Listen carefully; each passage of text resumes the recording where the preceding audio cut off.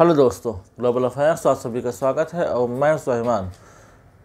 DRDO ने हाल ही में test किया है सक्सेसफुली नाग MK2।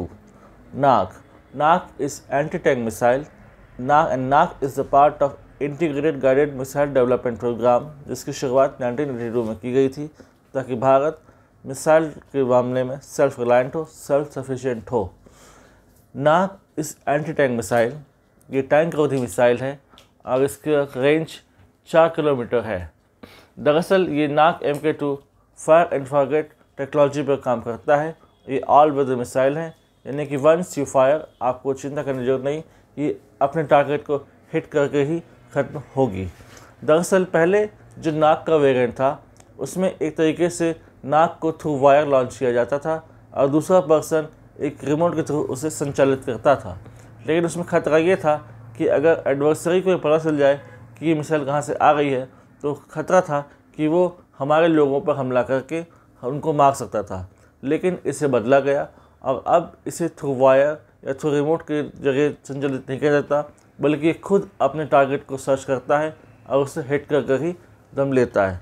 इससे जान माल भी बचता है और मिसाइल के प्रिसिशन और मिसाइल एक्यूरेसी भी सक्सेसफुल टेस्ट होती है। नाग की टेस्टिंग जब 2008 में शुरू की गई तो ये शुरुआती तरीके में ये फेल होता गया क्योंकि इसका हीट सिग्नेचर काफ़ी कमज़ोर था, ये ठीक से काम नहीं कर रहा था। शुरुआत के 4 टेस्ट किए गए, जिनमें से 3 अनसक्सेसफुल रहे, यानी कि केवल एक टेस्ट सक्सेसफुल रहा। तब डीआरडीओ को समझ में आया कि कहाँ पर गलती हो रही है। इसके हीट सिग्नेचर को ठीक किया गया ताकि इसके हीट को प्रॉपर्ली सीक कर सके एडवर्सरी की मिसाइल को, इसलिए उस पर काम किया गया और फिर दोबारा से इसकी टेस्टिंग की गई 2016 से 2020 के बीच, जहाँ पर सारे टेस्ट में ये सक्सेसफुल रहा और अब ये रेडी है for induction into Indian army.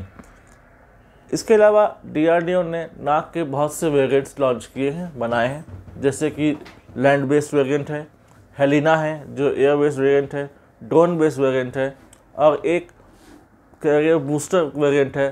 तो अलग अलग टाइप वेरिएंट है जिससे नाग को आप यूज़ कर सकते हैं और नाग को आप अगेंस्ट एडवर्सरी सक्सेसफुली यूज़ कर सकते हैं और अपना एक्यूरेसी शो कर सकते हैं। इसके अलावा नामिका 2 भी है। Namica stands for Nag missile carrier.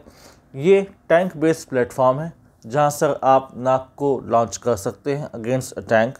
ये काफ़ी हद तक रशियन बेस्ड सिस्टम है और इसे मॉडिफाई किया गया और अभी लगभग 100% इंडिया में मैन्युफैक्चर होता है। नामिका 2 को हल्का किया गया है, मॉडिफाइड किया गया है ताकि इसमें ज़्यादा से ज़्यादा प्रिसिशन के साथ, ज़्यादा से ज़्यादा एक्यूरेसी के साथ मिसाइल लॉन्च कर सके। इसलिए मिसाइलों की संख्या इसमें घटाई गई है। पहले 8 होती थी, अब 4 मिसाइल ही कैरी करता है और यहाँ में से भी नाग MK2 को टेस्ट किया गया जो कि सक्सेसफुल रहा।